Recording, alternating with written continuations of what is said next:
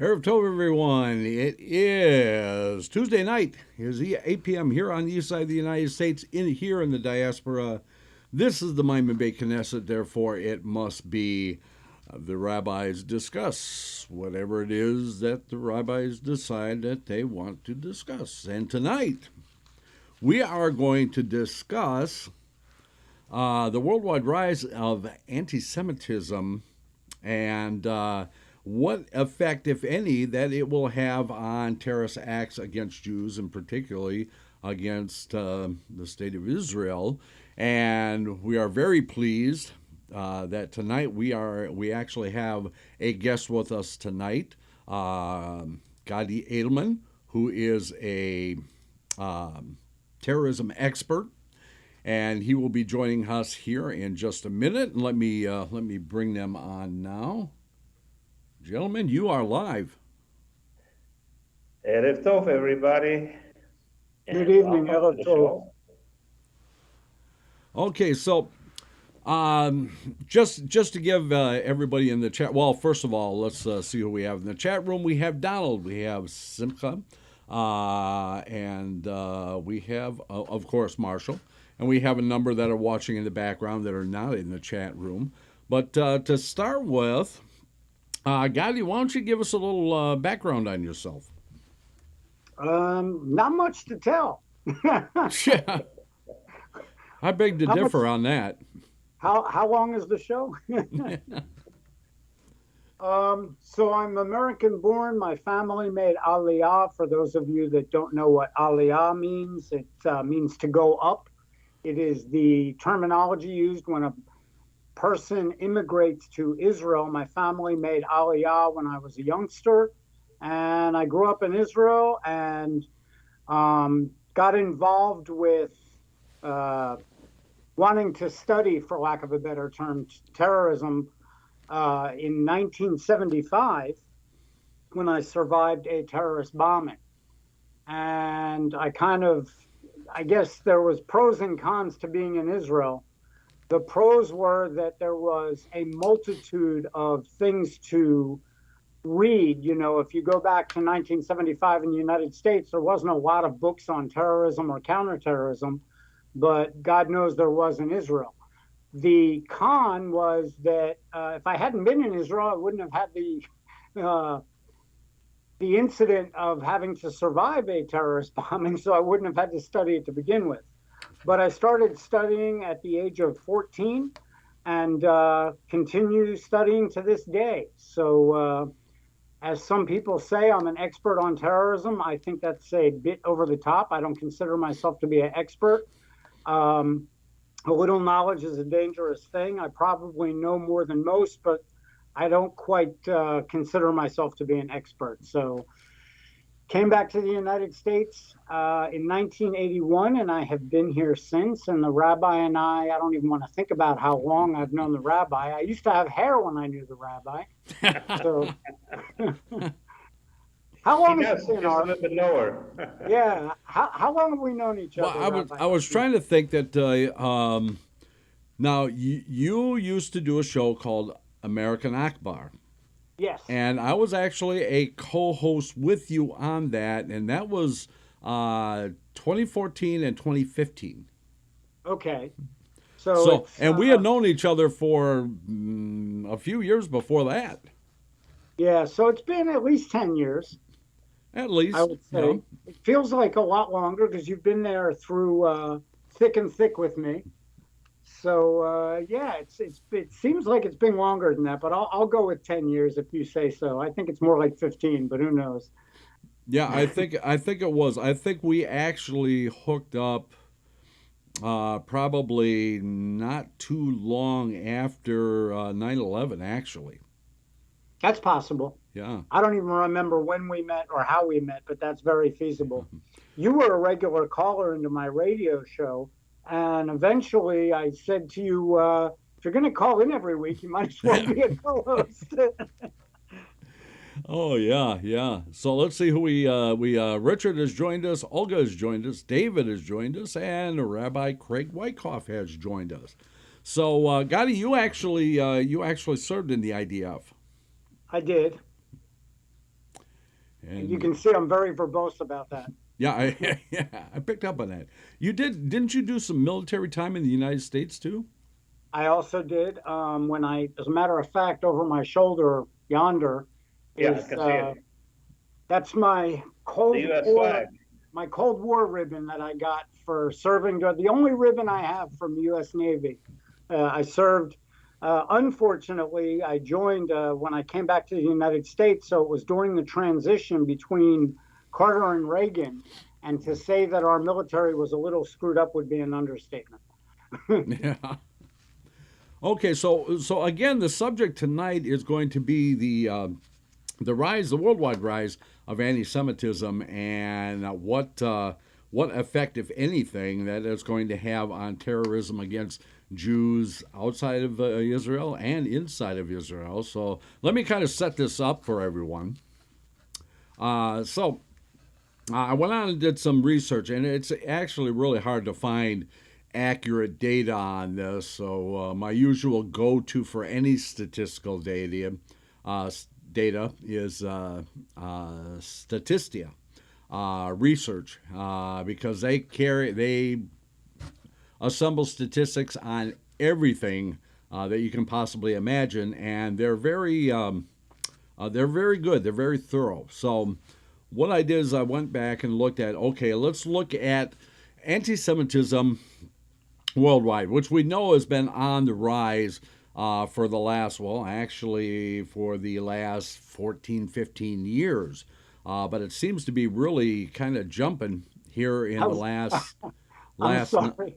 Pardon? I was going to say 14, 1500 years, but okay, go on. Yeah. Right. So anyway, so I looked at okay, the number of violent anti-Semitic attacks in 2020. 2020 was the most recent that I could actually find, and found out that worldwide, the United States leads the world on the most violent anti-Semitic attacks, almost by 51%, because the next highest one is from Germany, which no big surprise to most people, which was United States at 119. Now, this is not just, somebody getting pushed, somebody getting called a name, posters being put up and stuff like that. No, this is actually attacks against synagogues, attacks of Jews in the streets and stuff like that, specifically because they were Jews. So in the United States, again, 119 in 2020, 59 in Germany, which I found really actually surprising. Third one was the United Kingdom, 46. And then we have other places, the Ukraine 22, Australia 19, Canada 13, and so on and so forth. I'm surprised France is not on the list. France was actually fair. France is, let's see, that would be 7th. France is 7th on the list. They actually follow Canada. Canada at 13 and France at 12. Now, again, these are specifically violent attacks on Jews. So I want to look at, try to broaden the spectrum here a little bit, to look at specifically anti-Semitic incidents. Okay, not just violent attacks, but things like painting on synagogues, flyers, stuff like that. And we found out that the United States right now, 2021, which is the most recent data that we have, is 2,717 in the United States. The next highest incident rate was 2019, with 2,107. So the 2019 compared to 2021, there was a 23% increase over the 2-year period. 2020 actually saw a slight decrease of 2,026 incidents, and that was a 25 from 2019 to 2021 was a 25% increase. So if we go a little further in here, and this is a study that was done by the study of contemporary European jewelry at Tel Aviv University. And their key findings here were, now this is based on 2021. And again, we already saw the 2021 on these 2,717. But 2021, it said 251 anti-Semitic incidences were recorded in the U.S. in only 3 weeks. And that was during that period in May when Hamas and Israel were going at it.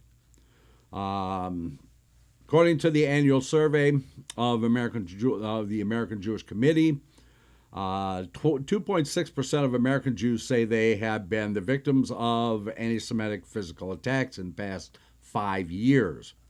The Anti-Defamation League, which I kind of take anything from them with a grain of salt, they kind of tend to soft pedal things, but they recorded a 27% increase from 2020, which pretty much matches what we were finding from Statistia, and a 113% increase from 2019 in incidents of what they're calling white supremacist anti-Semitic propaganda. Well, that's not really that surprising. I mean, the neo-Nazis and white supremacists have always been there, so they're mostly shoot off their mouth, and that's very, very little action. The next thing that they found out was in France, there were 589 anti-Semitic incidences were recorded in 2021. And that was a 74% increase from 2020 and a 14% decrease from 2019. In May 2021, B'nai B'rith of Canada reported 61 assaults against Jews in Canada. Altogether, 226 incidents were recorded that month, a 54% increase from the same period in 2020. In the UK, 2,255 anti-Semitic incidences were recorded in 2021, an increase of 34% from 2020. A sharp rise of 78% compared to 2020 was recorded in physical assaults against Jews. German police recorded 3,028 anti-Semitic incidences during 2021, an increase of 29% from 2020 and 49% from 2019. Another worrying phenomenon registered in 2021, German anti-vaxxers likened their situation to that of the Jews of the Holocaust. Yeah, that's a real close comparison there. Okay, so again, the authors of the report argue that this led to a trivialization of the Holocaust, which we've also been seeing a rise in. 447 anti-Semitic incidences were recorded in Australia in 2021, an increase of 35% from 2020 and a 21.5% from 2019. The highest monthly total ever was recorded in May at 88 incidences. So basically, we can see that worldwide, I mean, there is a significant increase in anti-Semitic incidences and violent attacks against Jews. And again, my mind immediately goes, so if this is becoming more prevalent, which means it's becoming more tolerated in the world, what kind of impetus is that going to have for Hamas and the PLO and Iran and other places? And hence why we brought Gadi on with us. Can I interrupt for a second? You may, sir, but just you got to remember to take a breath every once in a while. Well, this December I'm going to be 75 years old. So I've lived with anti-Semitism all my life. Since the day I was born in Romania, which was, when I was born, it was a socialist country. Then later on it became communist. Anti-Semitism always existed. I mean, I remember we talked, I had long payas and everything else, and the non-Jewish kids used to pull my face, and if I slapped his face, they came over and they looked after my parents too. So it's more evident now than before. In those days, they didn't make big issues out of it. I mean, the punishment was not, I should say, real punishment, but now the incidents are so bad. In a way, I am glad that I am in the Dominican Republic, which the Jews are protected by law. Right. So, there's very, very few Jews, but there is an Israeli ambassador in the Dominican because of the close ties that the Dominicans had with the Jews that came in 1942. The problem is that most of them were young people, and they intermarried. And believe it or not, the intermarriage will cause a lot of anti-Semitism because, remember, I marry people. I do not marry mixed marriages. But I have seen mixed marriages break up, and then children suffer, and then it becomes anti-Semitic because they hate each other. So it's a Jew against a Christian or whatever. Yeah, let's. Are you still with us, Gadi?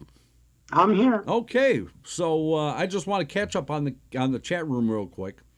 Rabbi Wyckoff, who we are hoping will be our guest next week when we actually talk about Hanukkah. So I just want to catch up with what he has in the chat room. He says, year 2000, March 15th, California, 2 trucks at a Jewish-owned business are destroyed by fire in in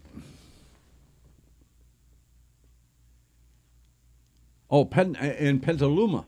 A message on a nearby truck reads, die Jew.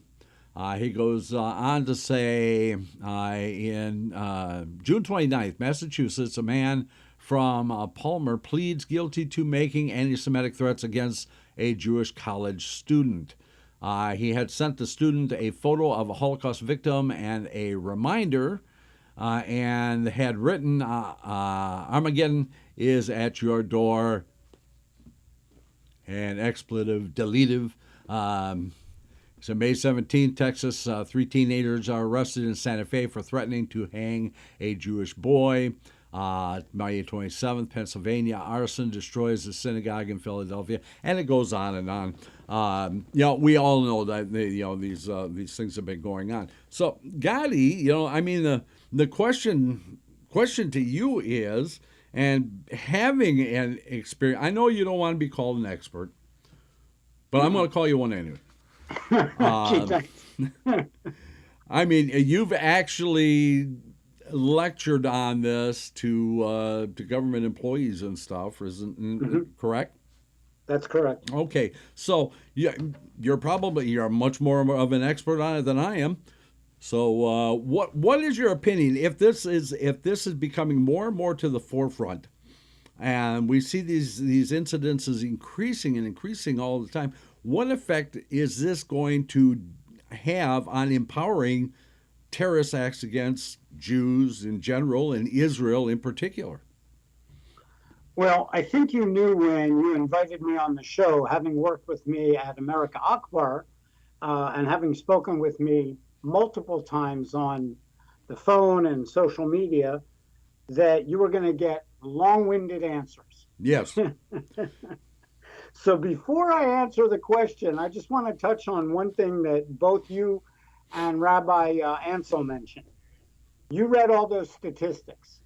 Yes. Rabbi Ancel commented he was surprised that France wasn't higher on the list.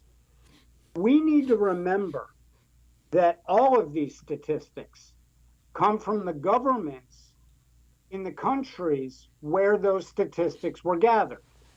And the main problem that we see, not only in the United States, but throughout the world, how often have we seen something that was blatantly anti-Asian, anti-Semitism, anti-Black, anti-whatever, and they don't call it that? For whatever reason, they always say, let's use, for example, terrorism. My personal favorite, Fort Hood wasn't terrorism. That was just a mental breakdown. So you have these issues where the governments, that we're relying on the governments of these various countries on calling it what it is, and so often they refuse to. So I think those numbers, especially in France, where they tend to side with the Muslim community because they've allowed so many in that their own government is now afraid, they're going to tap down those numbers, and I think they're actually even higher than what you read. The reason why I said it is because I lived in Paris. Yes. In the 60s when they tried to assassinate de Gaulle. So I've been there for 5 years. And that's why I said I'm surprised, because I saw it with my own eyes. And it's gotten much worse. Yeah.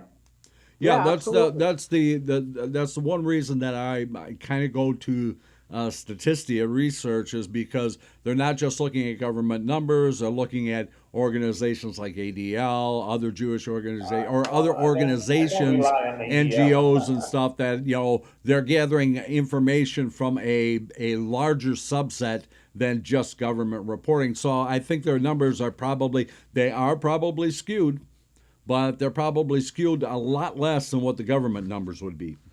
Correct. Yeah, and it really does depend on where those statistics, or statistia, as you call it, are coming from. But I don't trust any government to give us the true numbers, regardless of what the crime is. Having said that, to answer your question, and it's funny, Rabbi, because something sticks with me, and pardon me, I'm going to have to say Rabbi Nachman or Rabbi Ancel. Something sticks with me, Rabbi Nachman, because this was a topic that we discussed more than one time on America Akbar. And I once asked you, and I honestly don't recall whether it was on air or off air, but you and I were having the conversation about anti-Semitism not that long ago. And I asked you your opinion of why do you think it's gotten worse? Do you remember what your answer to me was? If I remember correctly, I said something trying to sound really philosophical, that where there is great good, there must be great evil to balance it. Is that what you're referring to? No, that's not. Oh, okay. And I'm going to remind you what you told me, because this has stuck with me, and I've actually said many, many times in other conversations, and I always give my Rabbi Nachman credit, that you're the one that came up with this to me. I asked you why anti-Semitism was on the rise, and you said it's not. Yeah, Okay. Do Yep. you remember? Do you remember now? You said Yep. it's not on the rise. People are just showing it more and they're allowing it to come out. They're being their true selves. It's always been there, but now people are less afraid to hide it. Right. So, this is very, very important because I think that we are seeing higher numbers, but that's probably because many of the people who one would refer to as anti Semitic have had children and they've raised them that way. So we're going to see an increase in the numbers as we see more children involved in anti Semitic hate crimes, what we refer to in the United States as hate crimes. I think that that is because the children of those before us have brought their kids up to hate. And we see that, and I remember an incident back when I was a child before my family moved to Israel, where I came home and this is actually one of the many reasons that my family chose to move to Israel. And Rabbi Nachman, I know I've told you this story. I came home from school one day and I asked my father what a kike was because I had been called a kike in school. That was one of the deciding factors of my family saying, we're out of here. And my father had to explain to me where it came from. And of course, that was followed up by, I don't care who it was. I don't care how big he is. Tomorrow, you're going to go back to school. You're going to punch him in the mouth, which, of course, my mother had a conniption over. My father was for violence. But the point of that story was it turned out this kid's parents were raving anti-Semites. This kid didn't know a Jew from a non-Jew. He had no idea. He was just repeating what he had heard in his home, and he was calling me the same thing that he had heard his father say. Right. So, this is a ongoing domino effect where we're going to see it generation after generation, unfortunately. But to answer your initial question about a rise in terrorism, and I know you've heard me say this many, many times before on many, many programs, terrorists don't need a reason to kill Jews. They just make excuses for it. So I don't know that we are going to necessarily see a rise in terrorism. However, now they have an excuse. So yes, and it goes a lot deeper than just anti-Semitism being mainstream. It has to do with the administration that we currently have versus our previous administration, because now the likes of the Palestinian, so-called Palestinian, they're being supported by the current administration, where we saw a decline in anything coming out of the Palestinian areas, be it the West Bank or Gaza, during the Trump era, because he basically ignored them. And then the rest of the world ignored them. Well, now we've got Biden in office, so we're going to see an uptick in that. And we're seeing it now if you look at what's going on in Israel and the West Bank and the riots and the killings. And unfortunately, it's not making news over here on a regular basis. If you go to Israel National News right now, I have not been there yet today, but I know as recently as yesterday, there was an attack on Jews from people in the West Bank, from the so-called Palestinians. So, this is a daily thing, and we're seeing more and more of it. But like I said, they don't need a reason. They just make excuses. Yeah, that's a good point because, but there will be less condemnation of it. Exactly. Yeah. And as they see that, they're going to take that as a green light, and that is the problem. So we see. My thought on that is, Israel worries about what the outside world, the United States or whatever country thinks of them. Whatever, if Israel is going to go into Gaza and kill one person, or they're going to kill 10,000 persons, they're always going to get blamed for it anyways. Of course. So I've always felt, and I apologize if people don't agree with me, is I believe that Israel has lost their basin. Because you're either going to go to the root of the problem, or they're going to kill us one by one by one by one. And you got to do something, because it's like an animal. You back them into a corner, they'll come out fighting. My worry is Iran, because I am afraid that Israel is going to get backed in. and they will use it. They have no choice. They will use nuclear power. This is why everybody's screaming that Israel should give up their nuclear weapons. Yeah, goodbye. What nuclear Yeah. weapons? Huh? I said, what nuclear weapons? Israel. Yeah, exactly. Nuclear weapons. But how many times have you heard me say that, Rabbi? I wish I had $1 for every time I've said Israel has got to go into Gaza and take off the gloves. They have got to do what, because it's going to just be a tit for tat. They're going to be famous anyways. It happens every time, and I've said it every time. And every time Israel goes in, they make the same mistakes, and they never take out everybody. And I'm not talking about civilians, so forgive me, people, if you think when I say everybody, I mean civilians. I don't. But they never take out everybody within the hierarchy of the Al-Aqsa Martyrs Brigade, Hamas, the Islamic Jihad, all of these different groups and factions that are living, breeding, and making weapons, because that's all they do is make weapons between the current ceasefire and the next time they decide to attack Israel again. Right. So, Israel has got to go in. They've got to take off the gloves, and you're absolutely right. And Iran is the biggest threat. When it comes to Iran, I don't think Israel's going to let it go that far. Not that I would, how can I word this? Not that I know anything about the Mossad and their inner workings, but I will say that Israel will never allow Iran to get to the point of being able to deploy a nuclear weapon. And we will see that will come, that will be when Israel finally takes the gloves off. And we saw it when they attacked Syria and took out their nuclear reactor. We saw it when they attacked Saddam Hussein in Iraq and took out their nuclear reactor. So Israel is not one to sit idly by and allow themselves to. I believe it's been on the table. What's that? I said, I believe it's on the table. Yeah, they're very, there's a difference between diplomacy and politics, and they're playing diplomacy right now, which unfortunately we see with the West Bank and Gaza.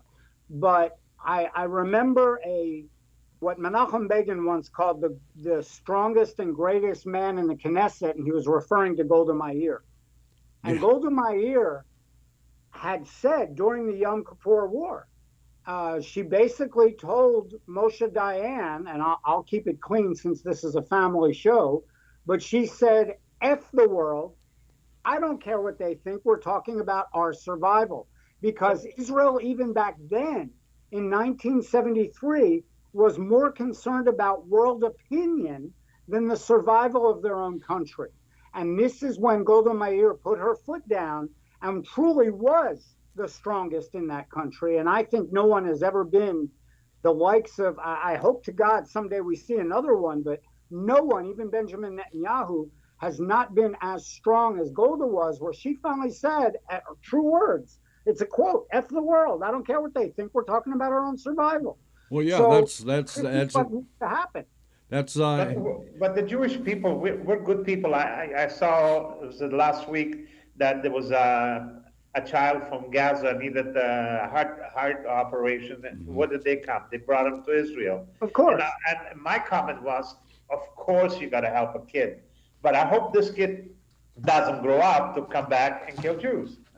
We've had incidents like that, yeah. Rabbi Ancel, throughout history, and it wasn't within maybe the last 10, 15 years when Israel took a child from Gaza into Israel. They brought with them that child's mother, and they were caring for this child in an Israeli hospital. And what did the mother do? She attacked the Jews in the hospital with a knife because she didn't care that Israel was treating the child right. All she cared about was killing Jews. And this is a problem that I am sorry. Tikkun Olam, I understand it. I get the whole point. But what people need to realize is the 10 Commandments don't say, thou shalt not kill. The 10 Commandments say, thou shalt not murder. And there is a difference between self-defense and out-and-out murder. And if Israel's going to remain a state, a Jewish nation, and if we as Jews are going to remain, or try and remain anti-Semitic free, there's going to be a time where we need to take that to heart. Because you can look throughout the entire Old Testament, the scriptures, and you will see when even God commanded us to do what we needed to do to survive. Now that I sound like a warmonger, it's yours.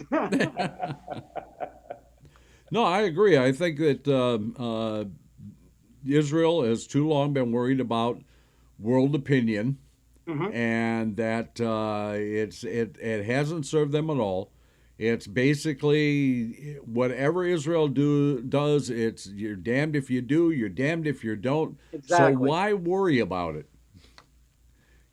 Take off the gloves and do what you need to do to ensure the survival of the Israel. Now, there is another side to that coin, unfortunately, and we can look throughout history at that as well. Whenever Israel does defend herself, and I'm talking defend, not necessarily offense, after 10,000 rockets rain down on Israel from Gaza and they decide to go into Gaza, anti-Semitism throughout the world is on the rise because of the way the media portrays, oh, the poor Palestinians are living in an open-air prison in Gaza, and Israel is using excessive force, and boom, all of a sudden we see a rise throughout the world in anti-Semitism. So again, you're damned if you do and damned if you don't. This is a never-ending revolving door, for lack of a better term.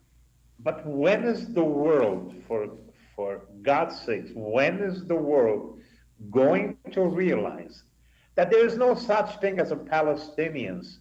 Palestinians are Jordanian citizens. Palestine never ever existed. There is nothing. They were never a nation. They never had any coins. They never had any president. Oh, Anwar Sadat. Oh, sure, he's Egyptian. He's not Palestinian. Well, I mean, the whole concept of Palestine actually originated with the Romans, and that region, Yes. which didn't even include all of Israel, was actually, it was not a country, it was not a state, it was a Roman protectorate, which meant it was just a region that was under Roman control, and that's all it meant. And where did My the word problem come from? is that England is the culprit in this region. When they did the partitioning of that region, that caused all the problems there in that region. Well, well, that's a whole other show, and we could dissect that and unpack that as well. Yeah. But I think, and I've Are you explained volunteering to this. come back?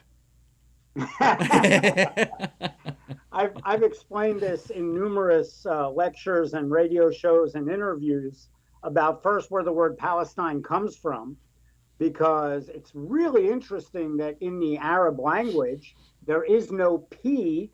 They certainly would not name their own country with a letter they can't pronounce. That's why even they themselves refer to it as Philistine, which comes from the Philistines. So there never was, true, Rabbi Ancel, there never was a country named Palestine. It was an area under British mandate.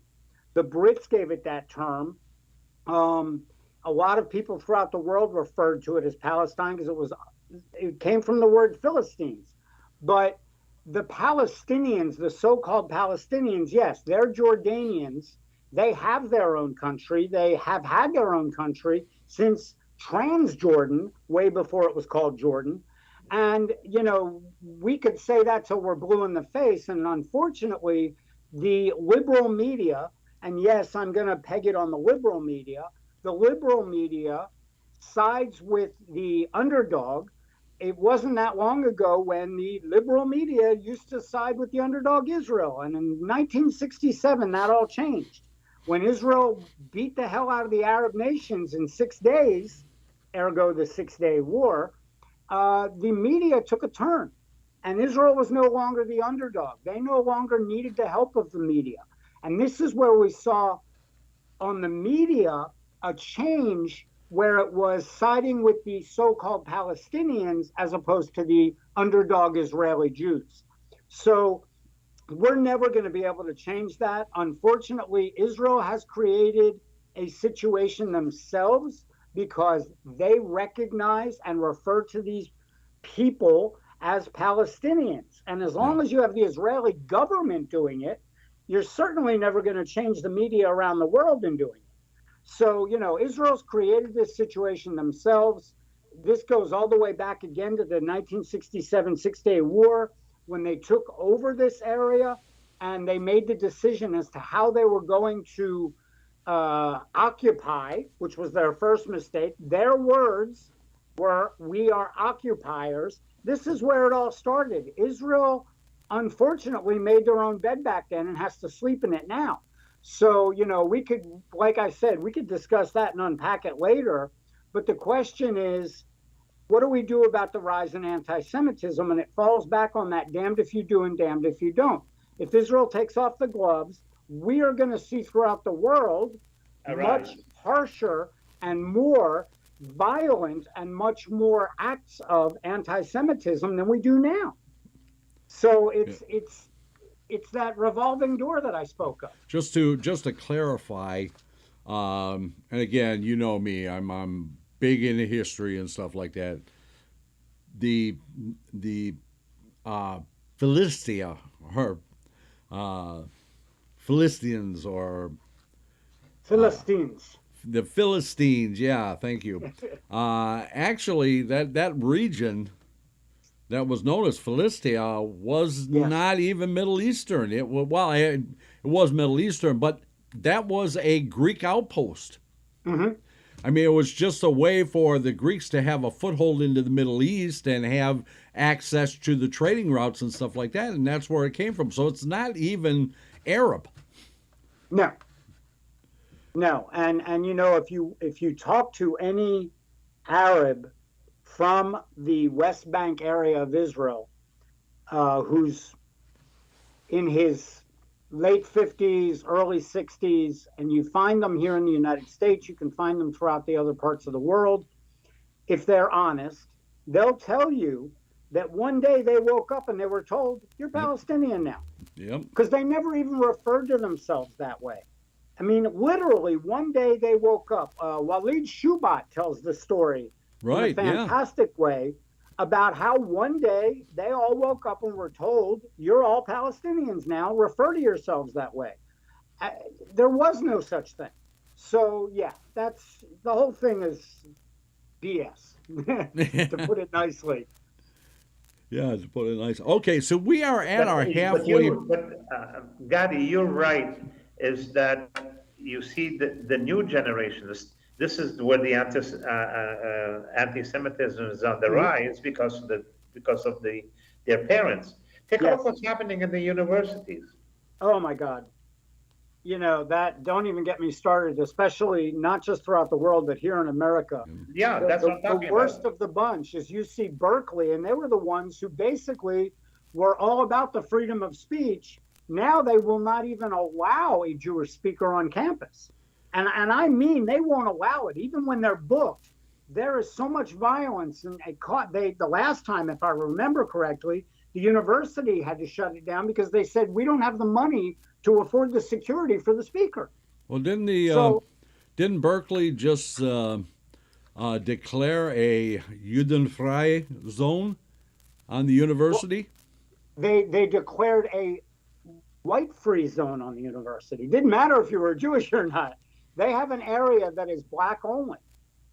Yeah, but I thought they actually did set up a Jew-free area. Well, that's probably at the Young Palestinian Club or something. Yeah. Okay, so we are at our halfway point right now, so we're going to take our break, our 6-minute break. Gadi, I hope you'll stay with us. Yeah, I'm here. Okay, yeah, I don't want to keep you up past your bedtime, like I do Rabbi Ancel. Listen, I'm at 9:45. You're at 9:45. Okay, so I'm going to turn you down for just a moment, and we are going to take our 6-minute break, and when we come back, we'll get into more of this discussion. I hope you're enjoying it as much as I'm enjoying it, but we will see you in 6. Let's all go to the lobby. Let's all go to the lobby. Let's all go to the lobby to get ourselves a treat. Delicious things to eat. The popcorn can't be beat. The sparkling drinks are just dandy, the chocolate bars and the candy. So let's all go to the lobby to get ourselves a treat. Let's all go to the lobby to get ourselves a treat. It's intermission time, folks, so hurry, hurry, hurry. Step right over to our refreshment center for the most extravagant array of refreshment goodies ever assembled under one roof. Enjoy breathtaking, mouth-watering goodies, everything from a snack to a delicious full meal. At our refreshment center, you'll find a large variety of goodies to satisfy your hunger, your thirst, or your sweet tooth. So hurry, hurry, hurry. Visit our refreshment center now. The show starts in 5 minutes.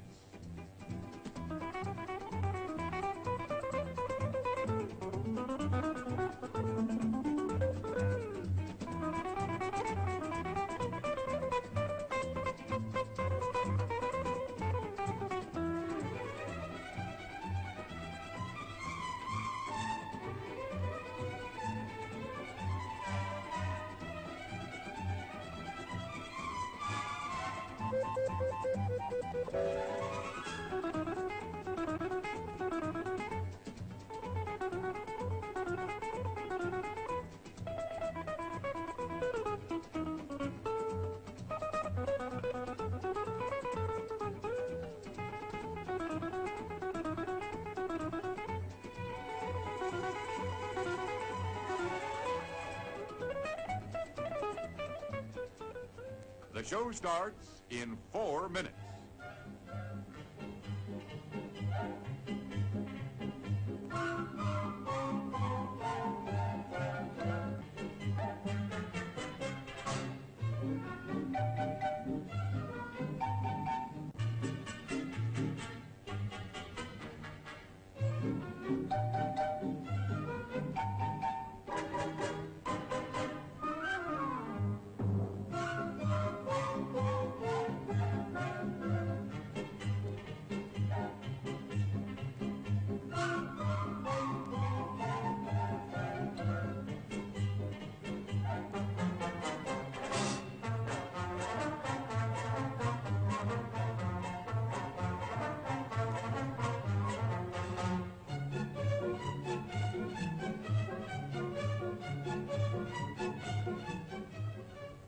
The show starts in 3 minutes.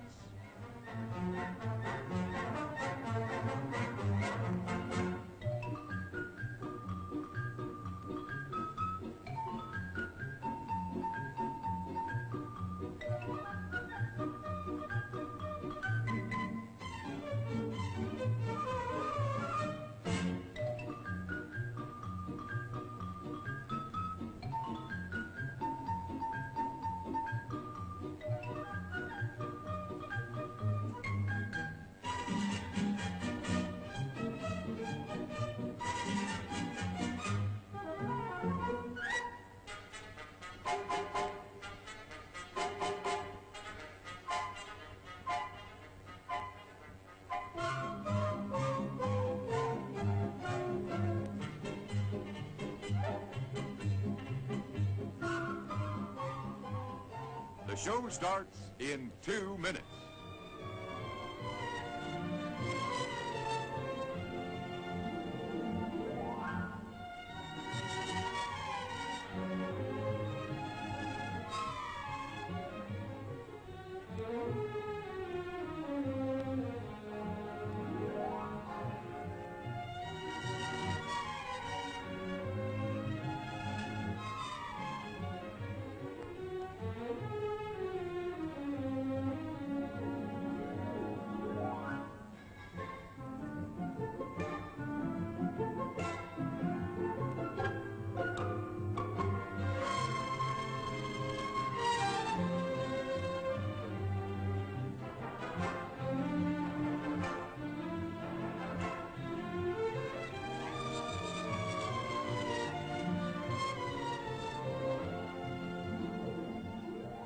The show starts in 1 minute.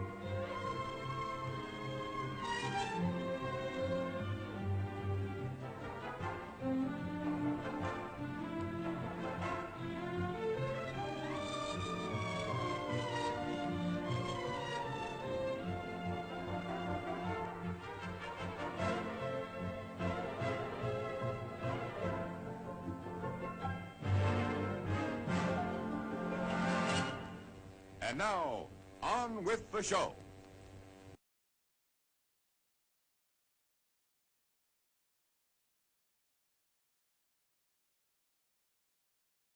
And we are back.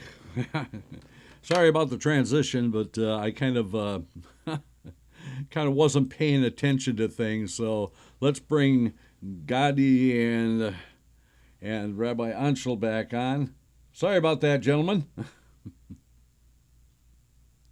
Not a problem. Okay, yeah, I kind of wasn't watching the transition, so I had to cut you off in mid-sentence. If that's the worst thing you do, I'm okay with it. Okay, so I mean, this especially with the Talib, and that tweet that she put out today was just absolutely ridiculous. Wishing all the Jews a happy Hanukkah. Yeah. But what bothers me? They don't bother me anymore because they're nobodies. But just to look at the vice president who cannot put a sentence together and she just giggles. How in God's name was she made the vice president? Forget Biden. I mean, he's nobody. Yeah, we could do a whole nother show about that, but yeah, let's stick with the try and stick with the subject. I know it's up to us, but I mean, that again, that is during the 1920s, where anti-Semitism worldwide was just going rampant, very similar to today, and then with the event of the Holocaust or the Shoah, where it became basically politically incorrect. To actually, be open about that, kind of drove it underground. And again, to what Gadi was saying before, it's always been there. It's just it hasn't been as open. So when we get into, the time with, some of the things that Obama did with Netanyahu and the Netanyahu's security team. And then the coming of Talibi and what's her name, Ilan Omar, and the rest of the rest of the crew, and coming out and just blatantly, talking about Jews and about Israel and stuff like that in terrible terms, and nobody correcting them about it or nobody saying anything about it. Pardon? So what about the Idolach in the house? Yeah. Yeah, but I mean, if agents of the government, if elected officials in the government can get away with saying things like that and nobody bats an eye about it, nobody will call them out on it or anything like that. They don't get censured on the floor of the Senate or the House or anything like that. And now all of a sudden, it must be okay. It must be okay to talk in those terms and stuff like that. So it becomes, it's just, just a crack open there. Well, it's the camel's nose in the tent, right, Gadi? No, you're right. And the problem is, and we only see this, unfortunately, from the left, when AOC or Ilhan Omar or, Presley or any of the squad make blatant anti-Semitic comments, nothing is even said to them. Whereas in the Republican side, we see that if somebody says something that even can be misconstrued as being wrong, they censure their own. They do bring it up. They do say something. And this is a problem, and I've often said, when it comes to the Democrats in the United States, it blows my mind that we still have, 78, 80% of the Jews in the United States who are members and vote with the Democrat Party. And it's like, do you people not see how much you're hated by your own party? When are you going to open your eyes? And this is what boggles my mind. And I have Jews who tell me, how can you be a Republican? You're Jewish. And I'm like, yeah. So let's have a conversation about that. Explain to me how being a Jew and a Republican is worse than being a Democrat and a Republican. And I'll bring up things like, the comment was made by Ilhan Omar, I believe it was. It might have been the other radical. I don't remember her name off the top of my head, where she talked about it's all about the Benjamins. These little innuendos, these little tropes. They build and they build and they build and they get away with it. And then you wonder why, like Rabbi Nachman just said, well, if AOC can say it or Ilhan Omar, I mean, there's a woman who came from Somalia and made it all the way to becoming a U.S. Congresswoman. If she can say it, it must be okay. And it must be true. And, it just boggles the mind because you hear it. Look at what Kanye West recently said and who he's friends with, and who he took to Trump's house. I'm still on the fence about that with Trump and whether or not he knew who the so-called mystery guest was. He claims he had no idea who he was. But, I mean, these people that are icons and, people look up to them. Whether I agree with Kanye West or not, he's got a following. And so does Farrakhan.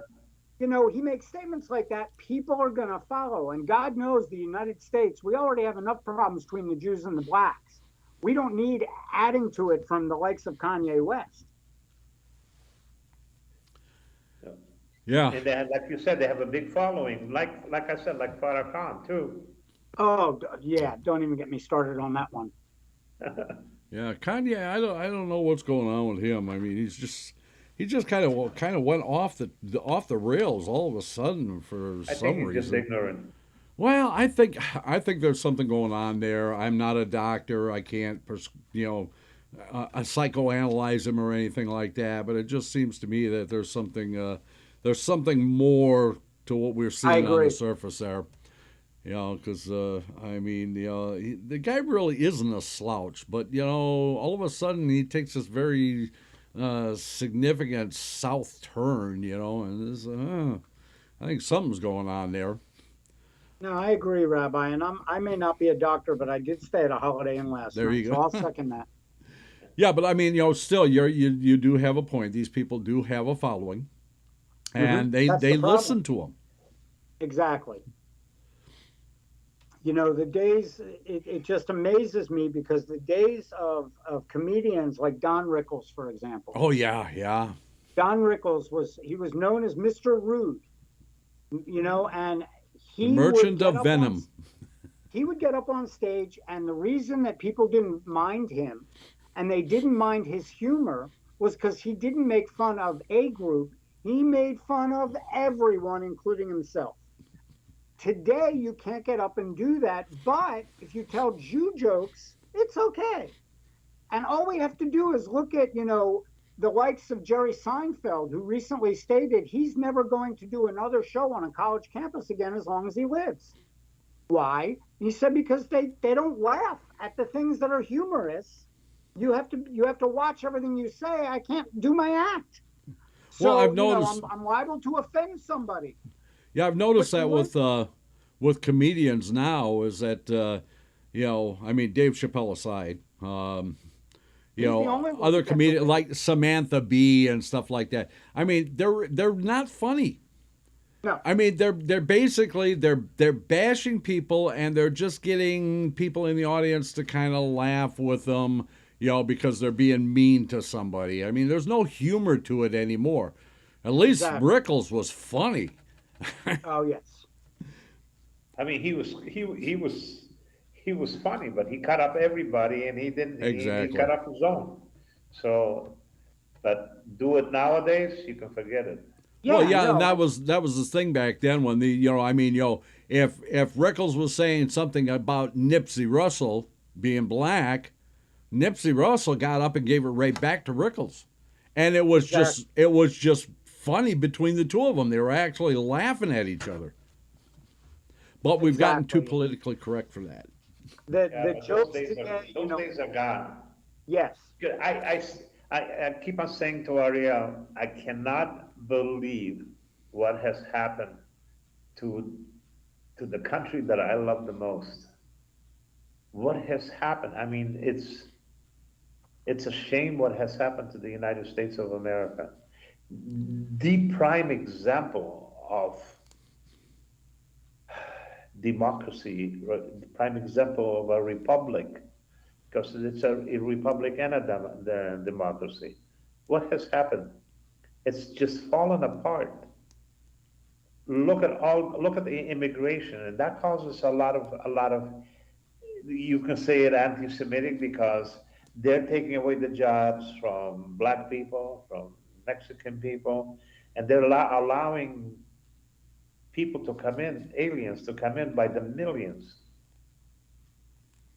Yeah, there's a report that they just told the Border Patrol to step back on their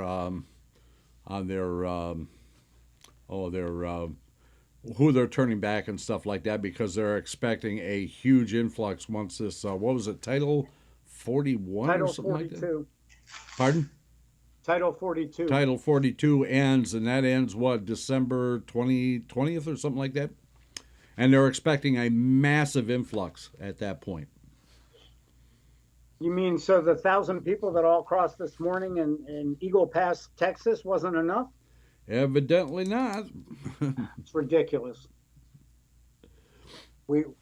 Yeah. Don't get me started on the border. So what is the answer? Do we have an answer? Do we have an answer? You know, I'll tell you, you all know who Thomas Sowell is, right? Thomas Yeah. who? Sowell? Yes. Oh, the economist. Yes. Oh, yeah, brilliant man. So I watched a clip of him the other day from 30 years ago, where he was asked about racism. And what he brought up was anti-Semitism. And he said that he came to the conclusion. Are you ready for this? Okay. I love this quote. He said that, and let me find the exact quote. He said that, and this is, I'll quote, as long as you succeed, you're going to be hated. He said, so if the Jews don't want to have anti-Semitism anymore, fail. But that's not going to happen. Of course not. But, you know, and he was talking about how the blacks that were succeeding were being hated. And we can see that today. Yeah. And it's amazing, as this was 30 years ago. And it grew into where he decided to talk about anti-Semitism in this clip with this particular host. And when he said, as long as you succeed, you're going to be hated, the only way the Jews won't be hated is if they start to fail. Well, that's not going to happen. You know, so it's a very interesting point. And, you know, I remember as a child asking my father and Rabbi Nachman, you know my dad, and you've spoken with him. Yeah. My dad has, you know, 5,000 years of Jewish wisdom inside his brain. I still don't know where he gets it all. But I asked him, and it was before we moved to Israel, why are Jews hated so much? And he basically gave me the same answer in a different terminology that you would to a child that Thomas Sowell had said. And he said, because if you go back in history, all the other groups that were around when the Jews began have all died off. We're the only ones left standing. And they're afraid of us. And we continue to succeed. Yep. So, you know, it's very interesting how, who does the kid always want to beat up? Who does the one group want to take over? The one that's on the top. Look at Israel. This little teeny tiny country that you can fit inside the state of New Jersey is one of the top economic growths in the world. They're number 2 on the S&P 500, right behind the United States. We're talking about a teeny tiny little country that only 30, 40 years ago, when I lived there, was in economic ruins. And now they're at the top in weaponry, in computers, Doctors. in medical science. I Yeah. mean, it's, so again, who do they want to take off the top is the people on the top. So, I think that a lot has to be said that it's because we're still here and it's because we succeed. It's not my fault that Jews tend to put more on education than non-Jews in most, statistically, in most families. My brother is very accomplished and has a master's degree from Wharton. My sister is very accomplished and has her master's degree. I was the only stupid one who decided to follow the military as opposed to sticking with it in school. But even I went to school, and I'm just shy of a bachelor's degree. And that's because that's instilled in us. I don't care what Jewish household you come from. That's where the stereotype of my son the lawyer, my son the doctor, that's where that comes from. Yeah, Can I that's ask a question? because they Yeah, can't real take quick. knowledge away from you. They can take everything can else I ask away a from you, but question? they can't take knowledge away from you. Yeah, go Can I ahead. ask you a question, Gadi? Who is stopping any Christian, any denominations, to go become a doctor, to become a lawyer? It's because we have the wants to be the best, Exactly. And and that's right what they're now, gonna blame us. no one is stopping them. But look at the United States right now. In the United States, what is on the rise? Anti-Asia. Anything, the Asian hate crimes, I mentioned it at the outset of the show, the Asian hate crimes that are happening in the US, well, if you think about stereotypically, who comes to this country with nothing but the clothes on their back? I don't care if they're from Vietnam, if they're from Japan, if they're from Korea, if they're from China. They tend to come here, and within a generation, they've got doctors in the house. They get scholarships to Harvard and Yale, and they have that in their makeup of their family, how important education is. And now we see all this Asian hate. So I think that it really does coincide with, because you better yourself, or as Thomas Sowell said, quit succeeding and you won't be hated. And I think that there is a lot to be said about that. That is exactly how the Holocaust and the Minister of Propaganda and Hitler himself all got the people in Germany to turn against the Jews, because the Jews were all the bankers. The Jews were all the doctors. The Jews were all the lawyers. They're the bad people. They're taking your money. They're taking over. So this has always been, as far back in history as you go, the Jews succeed, therefore they must be evil. And when you have people now today in 2022 saying things like, it's all about the Benjamins from the government, we're going to see a rise in anti-Semitism. Yep. Yeah, so 100% I guess right. I guess there really isn't an answer. We'll just have The to government? we'll just have to wait for Mashiach. Yeah, but the problem is, do we deserve him right now? Because even look at Israel, I would say, what do you think, Gadi? 75% are secular? Oh, at least, yeah. Probably, yeah, I'd say 70 to 80%, yeah.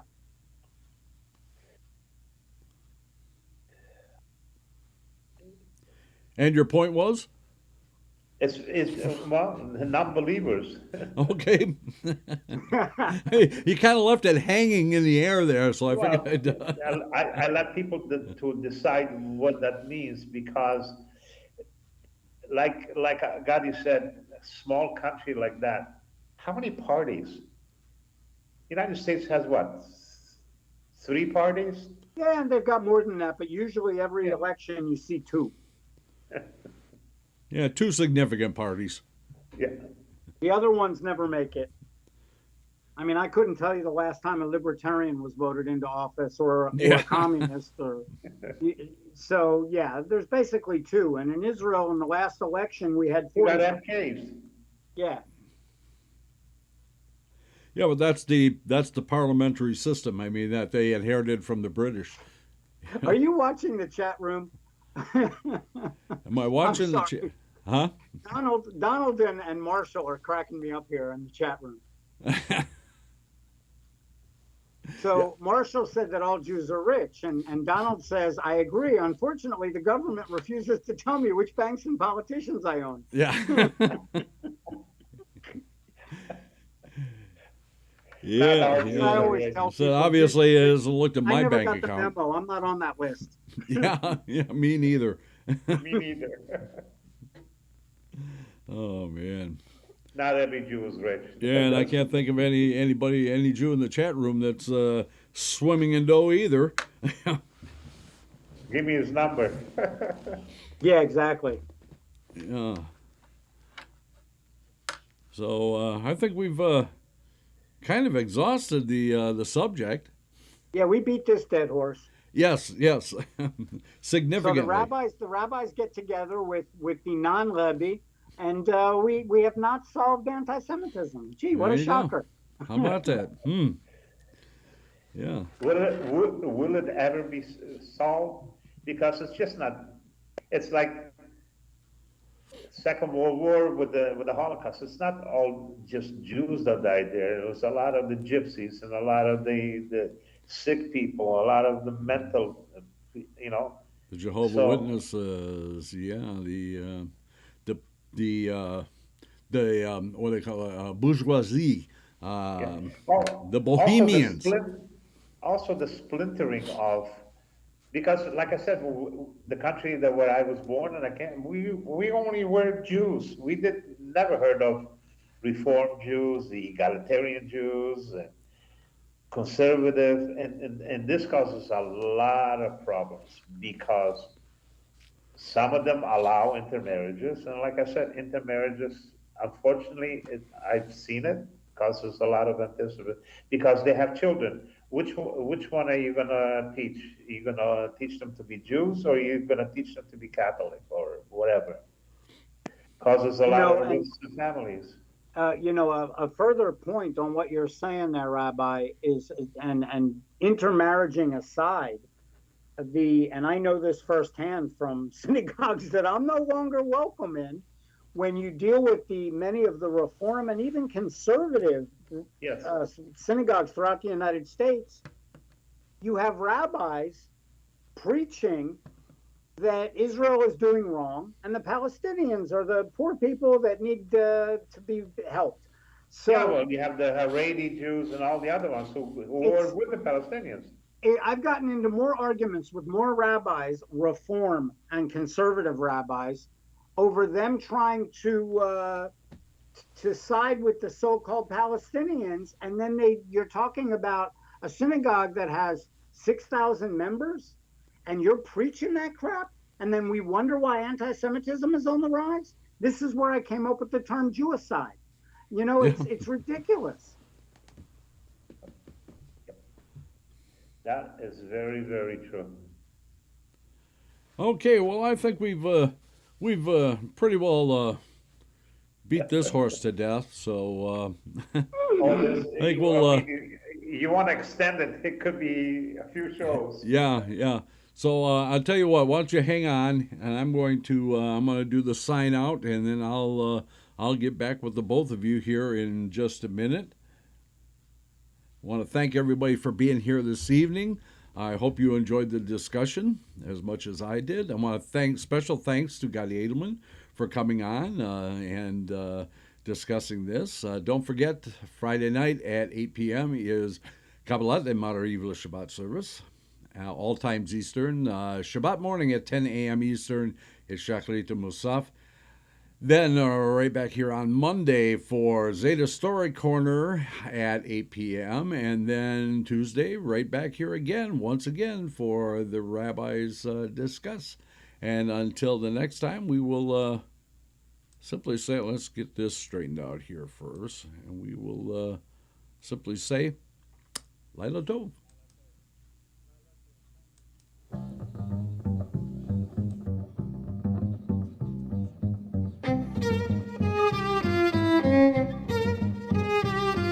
Shalom.